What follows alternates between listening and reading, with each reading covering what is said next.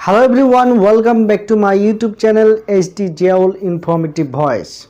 যারা নতুন ইউটিউবার তাদের জন্য এই ভিডিওটি মোস্ট ইম্পর্টেন্ট হতে চলেছে, কারণ ইউটিউব প্ল্যাটফর্মে কাজ করার জন্য আপনাকে ইউটিউব প্ল্যাটফর্মের যে খুঁটিনাটি বিষয়গুলো আছে সেই বিষয়গুলো অত্যন্ত জানা জরুরি। তো আজকের এই ভিডিওটিতে আমি মূলত ইউটিউব প্ল্যাটফর্মের যে কপিরাইট পলিসি রয়েছে সেই পলিসি নিয়ে কথা বলবো। যারা নতুন করে ইউটিউবিং করছেন বা ইউটিউব প্ল্যাটফর্মে নিজেদের ক্যারিয়ার ডেভেলপ করতে চান, তাদের ইউটিউব সম্বন্ধে কিছু বেসিক জিনিস জানা অত্যন্ত জরুরি। ইউটিউব প্ল্যাটফর্ম একটি ভিডিও শেয়ারিং প্ল্যাটফর্ম। 500 কোটিরও মানুষ প্রতিদিন ভিডিও ওয়াচ করে থাকেন এই প্ল্যাটফর্ম থেকে, এবং দর্শকের দিক থেকে ইউটিউব বিশ্বের দ্বিতীয় বৃহত্তম সাইট বলে আমরা মেনে নিতে পারি বা গণনা করতে পারি। বিশ্বের যতগুলো ওয়েবসাইট রয়েছে, যতগুলো ভিডিও শেয়ারিং প্ল্যাটফর্ম রয়েছে, তার মধ্যে ইউটিউব হচ্ছে দ্বিতীয় বৃহত্তম একটি সাইট, যেখানে মানুষ ভিডিও শেয়ারিং করে এবং এখান থেকে অনেক ভিডিও মানুষ ওয়াচ করে থাকেন। এটা শুধু বিনোদনের মধ্যেই সীমাবদ্ধ নয়, এখন ইউটিউব প্ল্যাটফর্ম একটি এডুকেশনাল প্ল্যাটফর্ম। সেই সাথে সাথে বিনোদন এবং বিভিন্ন ধরনের ক্যাটাগরির চ্যানেল এখানে প্রোভাইড করা হয়ে থাকে। আপনি যেরকম চ্যানেলই প্রোভাইড করেন না কেন, আপনাকে ইউটিউবের কপিরাইট পলিসি সম্পর্কে বিস্তর জ্ঞান রাখতে হবে, বা ইউটিউব প্ল্যাটফর্ম কপিরাইট পলিসির ওপর কী কী গাইডলাইন্স প্রোভাইড করেছেন সেই বিষয়গুলো আমাদের জানা অত্যন্ত জরুরি। তো আজকের এই ভিডিওটিতে আমি বেসিক্যালি ইউটিউবের কপিরাইট পলিসি নিয়ে কথা বলবো।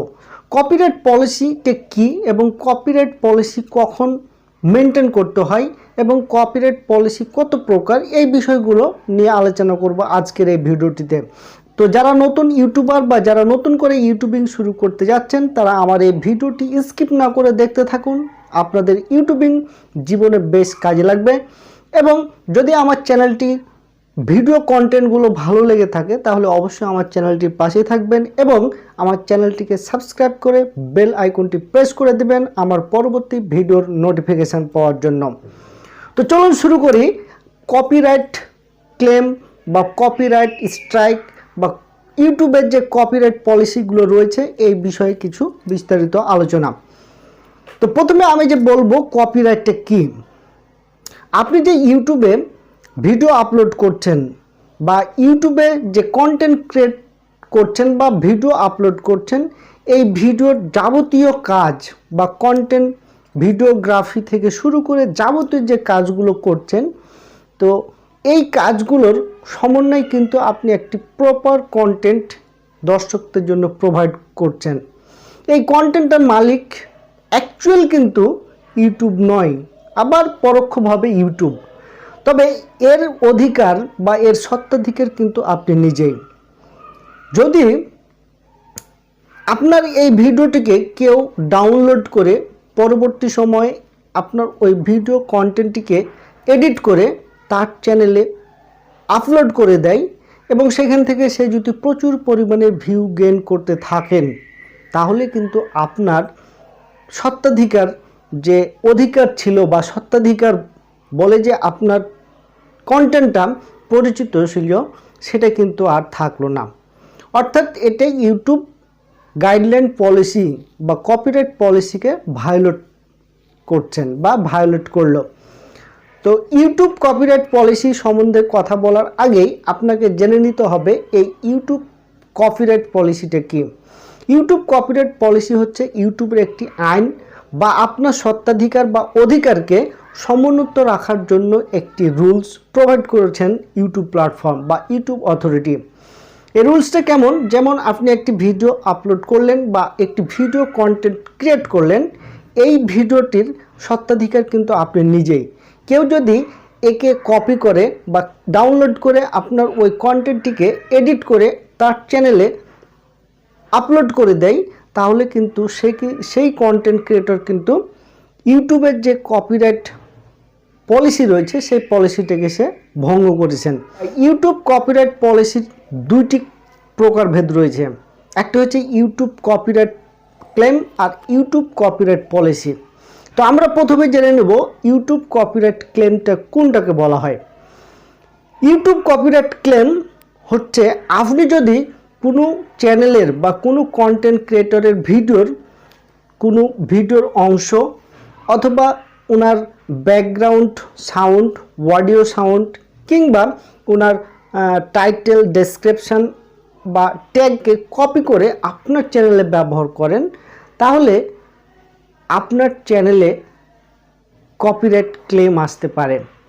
কপিরাইট ক্লেম চ্যানেলের জন্য খুব ক্ষতিকর বিষয় নয়, তবে এরকম কপিরাইট ক্লেম না আসাই ভালো।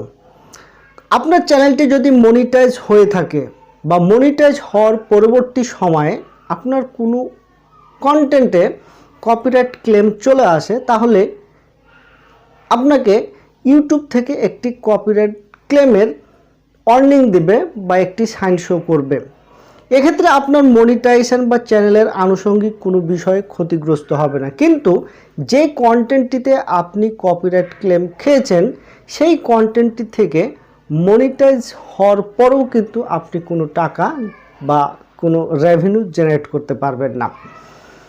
ওই কন্টেন্টটি থেকে যে রেভিনিউ জেনারেট হবে সেই রেভিনিউটি যে আপনাকে ক্লেম করেছেন তার কন্টেন্টেই মূলত গেন হবে। অর্থাৎ যার কন্টেন্টকে আপনি কপি করেছেন সেই কন্টেন্টেই এই মূল টাকাটি বা তার পকেটে এই টাকাটি চলে যাবে। সেক্ষেত্রে আপনার চ্যানেলের কোনো সমস্যা না হওয়ারই কথা। দ্বিতীয়ত যে বিষয়টি হচ্ছে YouTube copyright strike. YouTube copyright strike কি?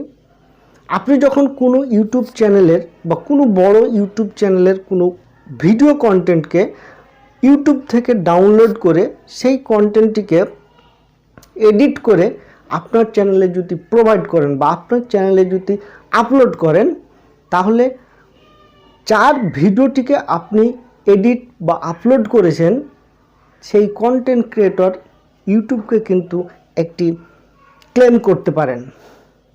এই ক্লেমের পরিপ্রেক্ষিতেই ইউটিউব অথরিটি ব্যাপারটিকে যাচাই বাছাই করে দেখবেন। যদি ঘটনাটি সত্যি হয় বা আপনি যদি ওনার ভিডিও কন্টেন্টকে ডাউনলোড করে এডিটিং করেন, সে তার হুবহুব টাইটেল বা ট্যাগ, ডেসক্রিপশনের যাবতীয় হুবহুব কপি করে যদি আপনার চ্যানেলে আপলোড করে দেন, তাহলে ইউটিউব অথরিটি আপনাকে একটি ওয়ার্নিং দেবেন এবং এই ওয়ার্নিংটা ফার্স্ট স্টেপে আপনাকে দেওয়ার পরে এই ওয়ার্নিংটা 90 দিন পর্যন্ত অ্যাক্টিভ থাকবে।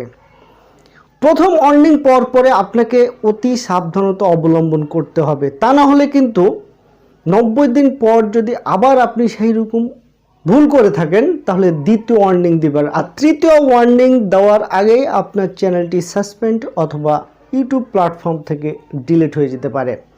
সুতরাং প্রথম ওয়ার্নিংয়ের পরে আপনাকে সাবধানতা অবলম্বন করতে হবে এবং প্রথম ওয়ার্নিংয়ের যে কার্যকারিতা রয়েছে 90 দিন, এই 90 দিন পর যখন সেই স্ট্রাইকটা উঠে যাবে তখন আপনাকে পরবর্তী স্টেপে এরকম ভুল যেন না হয় এই বিষয়টিকে মাথায় রাখতে হবে, তা না হলে আপনার চ্যানেলটি চিরতরে ইউটিউব প্ল্যাটফর্ম থেকে হারিয়ে যাবে। সুতরাং যারা নতুন কন্টেন্ট ক্রিয়েটর বা যারা নতুন করে ইউটিউবিং শুরু করছেন, তারা প্রথমত ইউটিউবের যে বেসিক ইনফরমেশান বা বেসিক রুলস এবং রেগুলেশনগুলো রয়েছে, যেমন YouTube guideline policy, YouTube fairness policy, YouTube copyright policy, এই বিষয়গুলো আপনারা স্টাডি করুন এবং পুঙ্খানুপুঙ্খানুরূপে সেই বিষয়গুলোকে জানুন, যেন ইউটিউবিং করতে করতে আপনাদের এই বিষয়গুলো হুটহাট ভুল না হয়ে যায়। কারণ আপনি অতি কষ্ট করে ইউটিউবিং করবেন, ইউটিউবে আপনার প্রফেশনকে সামনের দিকে এগিয়ে নিয়ে যাবেন। এই লক্ষ্যকে যদি আপনি বেগবান করতে চান বা আপনার লক্ষ্যস্থলে যদি আপনি পৌঁছতে চান, তাহলে আপনাকে ইউটিউব প্ল্যাটফর্মের যে রুলস রেগুলেশনগুলো রয়েছে সেইগুলোকে আপনাকে ঠিকঠাক মতো জানতে হবে।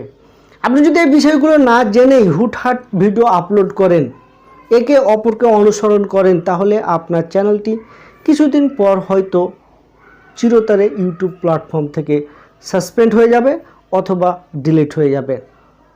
সুতরাং আপনার এই পরিশ্রমকে যদি অ্যাক্টিভ অডিয়েন্সের নিকট পৌঁছাতে চান, অ্যাক্টিভ সাবস্ক্রাইবার গেইন করতে চান, তাহলে আপনাকে শুদ্ধভাবে বা ইউটিউব অথরিটির বা ইউটিউবের যে রুলস রেগুলেশনগুলো রয়েছে সেগুলো জেনেই আপনাকে সামনে এগোতে হবে। আমার চ্যানেলের সাথে থাকুন। আর যদি আমার এই ভিডিওগুলো আপনাদের হেল্পফুল মনে হয় তাহলে আমার চ্যানেলের পাশেই থাকবেন এবং আমার চ্যানেলটিকে সাবস্ক্রাইব করবেন। তো সকলেই ভালো থাকবেন, সুস্থ থাকবেন। দেখা হবে পরবর্তী ভিডিওতে। সকলকেই ধন্যবাদ।